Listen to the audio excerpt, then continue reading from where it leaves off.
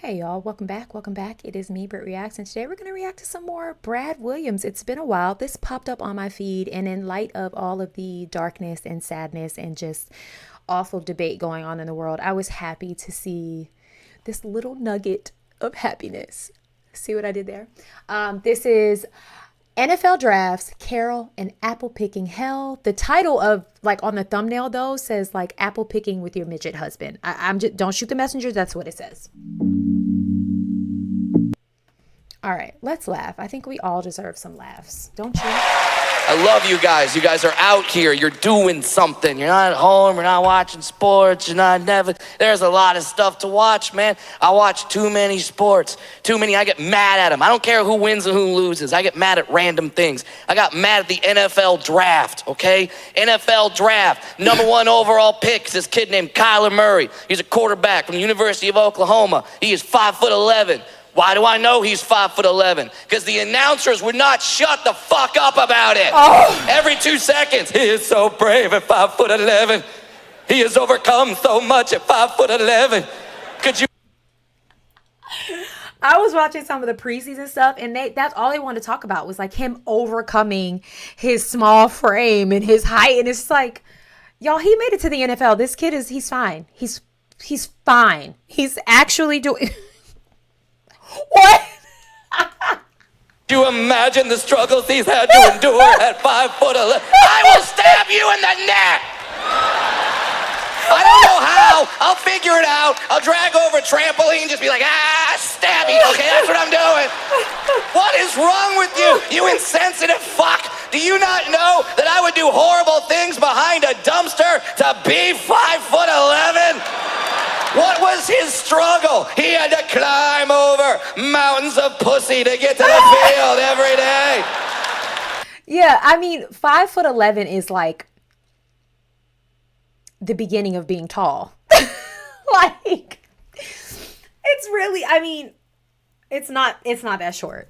It's not that short. I know some short kings, all right? 5'11" is not that short. But in Brad's case, it is insulting to be treating this man like he has some type of handicap for being 5'11" and making it to the NFL. Like, give us a break. I'm crying. I get mad at random things. I got mad at a commercial. I was watching a game one time with my buddy Adam, right? And this commercial came on. This is a real ad. The commercial starts off with a male voice just going, "Did you know that 50% of men suffer from erectile dysfunction?" It was just me and Adam in the room watching basketball. 50%. They're like, 50%? Now we're looking at each other like, well, one of us has to get a boner right fucking now. 50%? Do you think that's real? Do you think that's a real thing? Do you understand what that would mean? That would mean boner, no boner, boner, no boner, boner. Definitely no boner. Okay, that's what that would mean. Can you imagine if they had that same ad for women? Just a voice pops up. Did you know that 25% of women have a smelly vagina? Even if that was real, women wouldn't be like, which one of us is it? They'd all be like, it's fucking Carol. Oh. Isn't Carol his wife's like one friend that he can't stand? Isn't that her name? That's why we only do outdoor activities with Carol. Gotta have a crosswind, you know what I mean? That is a great joke. Unless your name is Carol. Then I just messed up your night. You were having fun, and now all your friends are looking at you just like, you know? And that sucks. I'm sorry. I truly apologize if I ruined your night. But Sorry, you have to Carol. understand something. I have to use that name because my wife's best friend, his name is Carol. And I remembered, guys. All right, he's reusing some of his bits, but who cares? They're still funny. Okay, never mind. I'll keep that to fucking myself. hate her. Okay, I hate her. I hate her. I hate her. I'm telling this joke all over the world. So one day she's gonna introduce herself and be like, "Hi, I'm Carol." The other person's gonna think, "Smelly vagina." Okay, that's why. She's trying to ruin my marriage. She tells my wife things like, "Oh, your husband's a comedian. He's on the road every weekend. What do you think he's doing when he's on the road?" I'm paying the fucking mortgage, Carol. Shut up. Snitches get stitches, bitch, okay? Why? Why? There's always one. There's always one in every group of friends. The perpetually single friend who's trying to fuck up the relationships of all her friends so they can be miserable like she is. That's what Carol is. She goes online. She reads these relationship surveys. You're supposed to share the results with your husband or your boyfriend, but she doesn't have a husband or a boyfriend because she's 100% pure Carol. So she shares the results with my wife. Are you doing enough activities with Brad? You should be doing more activities with Brad. That's how you know you guys are in love, if you do a lot of activities together.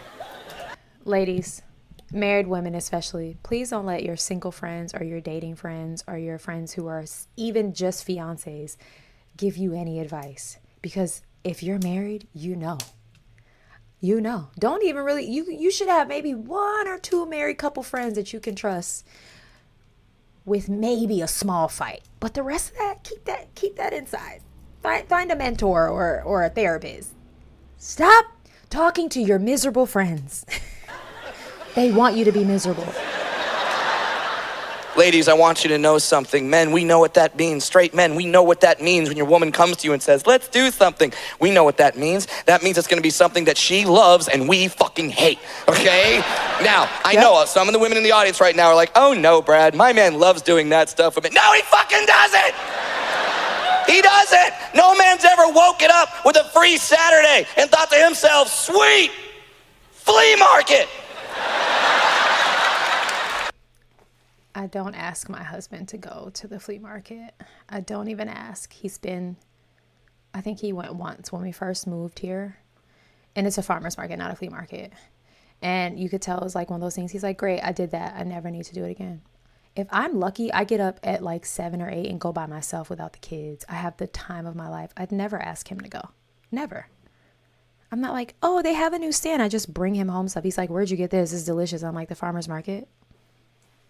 It's okay to do things by yourself. That's never happened. And I know this, because I had a weekend off not too long ago, and I never get weekends off. I'm always working, always traveling. So when I get a weekend off, I like to do nothing, stay at home, watch TV, pet my dog. That's what I like to do. So I'm doing that, and then my wife comes in the room and goes, okay, I've been talking with Carol. Fuck! We've made some plans. That's never good. That's never been followed up with, the plan is I'm gonna blow you for 30 minutes and then shut the fuck up for the rest of the day. Never that. Never that.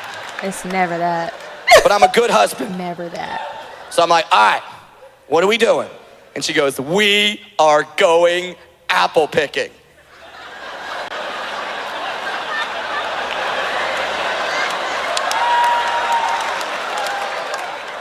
You want to take your midget husband's... What does that look like?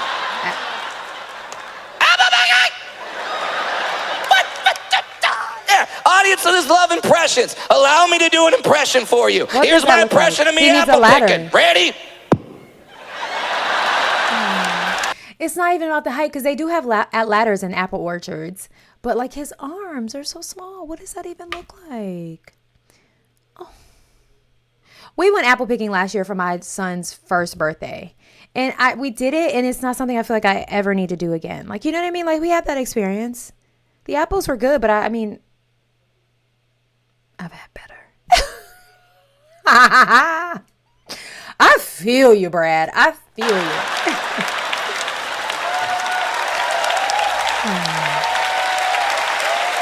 Look at his eyes. Why apples? That was me, 4 hours on a Sunday. Just damn it, why? Why apples? Why not strawberries? That would have made some fucking sense. They grow on the ground. That could be an asset. Run, drag my arm, get a ball, one shot. Just... All the Mexicans would be like, he is a legend. Merci, Montreal. Thank you guys very much for coming out tonight. That was a short set. Is he on like tour with like a bunch of different comedians? Because he like has his own like whole thing. All right, that was funny. That was a good little laugh. Sorry, Brad. Love you.